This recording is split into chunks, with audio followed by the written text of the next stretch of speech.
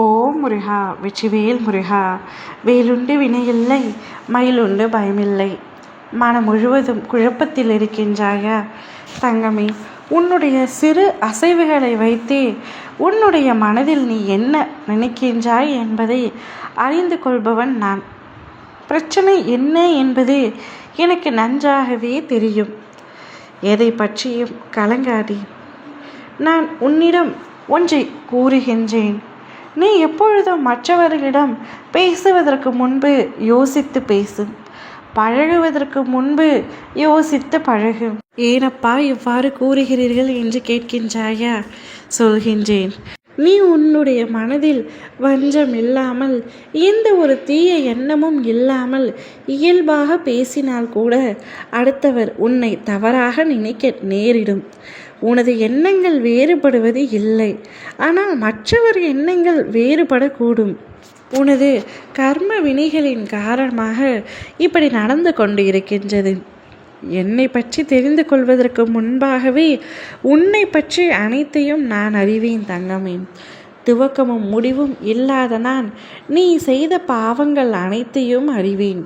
இப்பிறவியில் நீ இப்படி செயல்படுவாய், இனிவரும் பிறவியில் எப்படி செயல்படுவாய் என்பதையும் நான் அறிவேன். நான் யாருக்கும் எந்த பாவத்தையும் இழைக்கவில்லையே அப்பா, பின்பு எதற்காக எனக்கு இவ்வளவு பெரிய தண்டனை? நான் ஒரு உயிரை உண்மையாக உயிருக்கு உயிராக நேசிக்கின்றேன். ஆனால் அவரோ என்னை விரும்பவில்லை. நான் என்றாலே அவருக்கு சிறிதும் பிடிக்கவில்லை.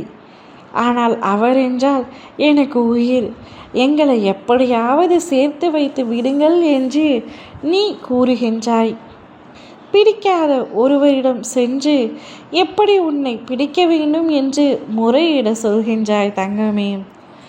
ஆனால் அவருடைய மனது மாறும். அதனை மாற்றுவது என்னுடைய கடமை. உனக்காக நான் அதை செய்கின்றேன். அவருக்கு இப்பொழுது உன்னை பார்த்தாலே பிடிக்கவில்லை, எரிச்சலாக இருக்கிறது என்று கூறுகின்றார் அல்லவா?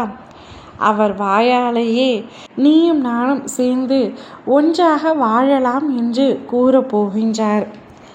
அவர் என்னை நேசிக்காதவர் கூட அல்ல. என்னுடைய நேசம் அவருக்கு எவ்வளவு புனிதமானது என்று தெரியும். அவர் மனதிலும் நான் இருந்தேன் ஒரு காலத்தில். இப்பொழுது என்னை பிரிந்து விட்டார். என்னை பார்த்தால் பிடிக்கவில்லை. என் கூட பழைய நாட்கள் எல்லாம் வெறும் கசப்பான அனுபவங்கள் மட்டுமே என்று கூறும் உன்னவரிடத்தில் இருந்து அவராகவே இனி வாழ்க்கையில் நமக்குள் பிரிவு என்பதே இருக்கக்கூடாது என்று கூறும் அளவிற்கு செய்கின்றேன். என் பிள்ளையான உனக்காக இதை நான் மனப்பூர்வமாக செய்கின்றேன். நிச்சயம் அவரும் உன்னை நேசிப்பார் தங்கமே. கவலை கொள்ளாதே. ஓ முருகா.